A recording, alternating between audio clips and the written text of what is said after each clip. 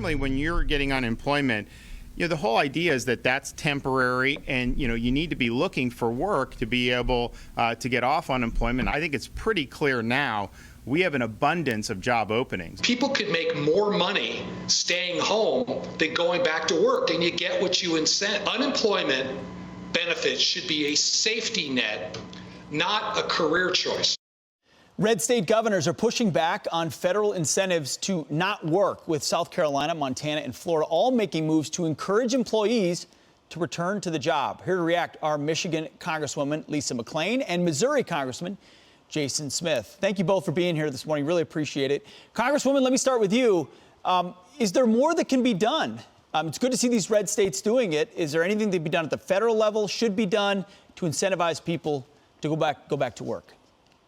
Well, actually, there's less that should be done. Let's get people back to work. I can speak for my district. We have businesses, from manufacturing businesses, that are paying $20, $25 an hour that can't find employees. They can't find people to work. And I think this is all about dependency.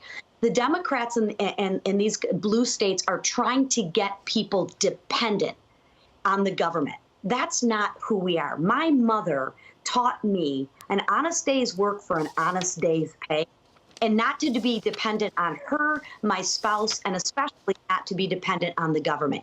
Get back to work.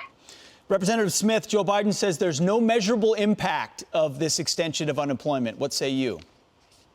Look at Joe Biden's jobs report yesterday. That is the measurable impact that shows exactly what kind of disaster that these extra benefits have. When you look in Southeast Missouri, where I represent, folks aren't able to find employees because they're making over $20 an hour to stay at home and not working. That's unacceptable. But his jobs report is where you need to look at. That's the measurable impact of seeing how big of a disaster these benefits have been.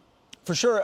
You both recently been to the border, by the way, and get a firsthand look. Here's a headline the New York Times just published as they assess what's happening at the border. They said overcrowded border jails give way to packed migrant child shelters. So they've been moved from one place to another. Representative McClain, let me start with you. What did you see down there? Is it fixed? It's far from being fixed. In fact, the policies of the Biden administration, I would argue, are incenting modern day slavery. We have two issues at the border. One is the the cartels are actually running the border. Mm-hmm. You don't get across the border unless you pay a cartel a minimum of $7,000 per person to get across the border. And what does that do? A family of four from Guatemala, Brazil, Russia, Romania, that's what we saw crossing the border. How are they going to pay that $7,000 per person back? They're not. They're going to become indentured servants. I really don't think that's what the Biden administration is trying to incent. However, that is what's happening. Second is our Border Patrol agents are not patrolling the border because they're processing all the illegal people that are coming over, which is allowing drugs, fentanyl, meth to come across the border. We have two crises that these policies have put in place. Exit answer, Representative Smith, real quick. You know, Joe Biden and Washington Democrats campaigned on open borders. What we saw was not open borders. We saw no borders. You're looking at folks that Lisa and I saw a family from Romania cross the southern border. That's from Europe.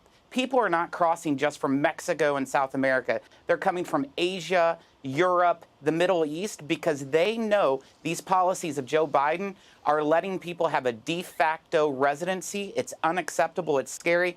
All that they have to do is pay the criminal cartel and they can cross the southern border. Representative McClain and Representative Smith, thank you so much for your time this morning. Thanks, Pete. You got Great it. to be with you.